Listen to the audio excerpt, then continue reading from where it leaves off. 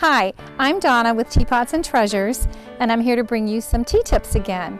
If you remember last week, we did tea tips for brewing black tea. So this week what we're going to do is tea tips for brewing yerba mate. Now yerba mate is a little different tea. It is a green tea. It is from Argentina, and it contains matine instead of caffeine, so it's a different chemical reaction in your brain when you drink it. Now, Dr. Knopp, who I also have a line for Dr. Knopp, it's called Knopp's Signature Teas, and they're all mates, and he says that we all should drink mate every day, that it's that good for us. They use it in South America as a natural antidepressant. They use it to combat fatigue. They give it to the kids to even their temperaments out, and they use it for indigestion, so it seems like something that good, we should be drinking a lot of it. So I have a line that's called BrainBrew. It's one of my trademarks, and in the base of all the BrainBrews is the yerba mate and dark chocolate. Now dark chocolate also helps with the serotonin balance, and the mate also helps with the dopamine balance. So this is all very good for us. Now the very first BrainBrew that I made for Karen at Community North Hospital here in Indianapolis, and it was for a support group of people that were bipolar. And I'll be very thankful to Karen for the rest of my life for her challenging me to make a tea for this group of people. So today what we're going to do is actually brew some of the BrainBrew, which is a mate base with the dark chocolate. And again, if you missed last week, this is an infuser that I manufacture. I love it. I carry it in my purse. Comes with a little stainless steel rest, and because of the mesh, even the red teas don't go through it. And let me see, it's going to fit in my square-topped teapot too. All right. Oh, and the tea is able to oxidize in this and expand, and that's important if you're using your tea with multiple infusions. Okay, now this is the Joy's Blueberry BrainBrew. This is a BrainBrew that I made for the Struggling Learners Conference, Joy Quest. That's here in Indianapolis for the children with Asperger's and ADHD and those kinds of things. So I'm going to put just a smidge in here. All right, when I say a smidge, especially here in the States, we all overdo everything, but you don't need to overdo with tea. So I've filled this up to about right here. That's about 1/3 of the infuser, and that's for an average size teapot. Average meaning 6 to 8 cups. Asian teapots are much smaller. And if you use the tea correctly in the bags that I have, you'll be able to get 70 pots out of this. That's a lot of tea. Now, we've already warmed the teapot because you never shock your teapot and just pour boiling water into it. Another thing is, if you would have a spoon in it or something metal, the infuser will work for that too, so that you're not cracking it.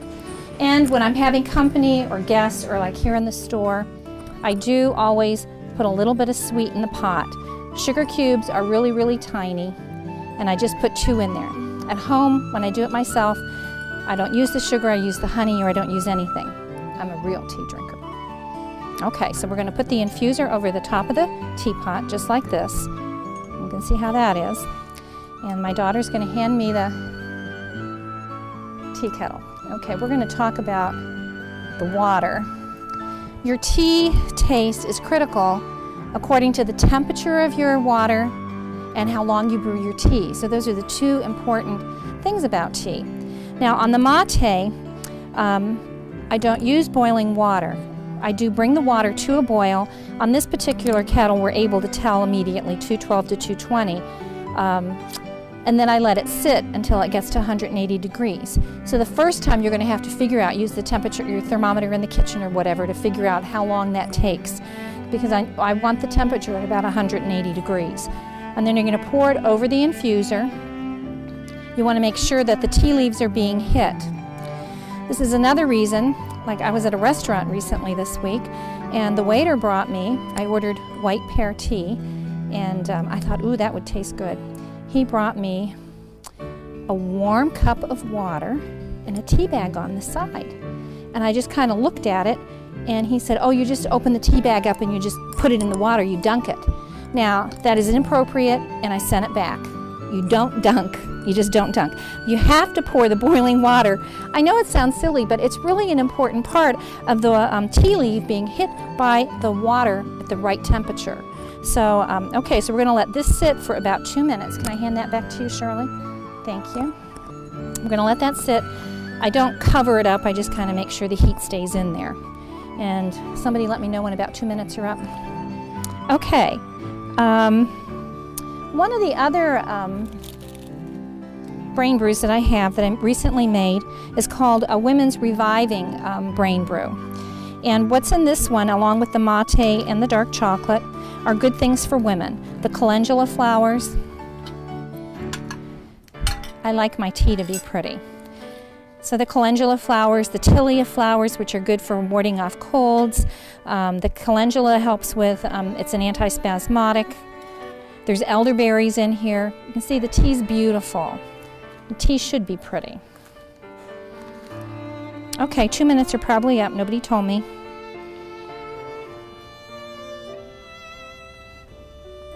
We don't want to drip on the tablecloth. So I'll do that.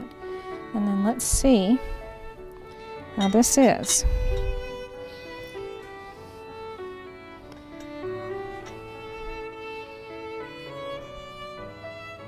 Now remember, the mate doesn't get dark. It does get darker with the more infusions that you use.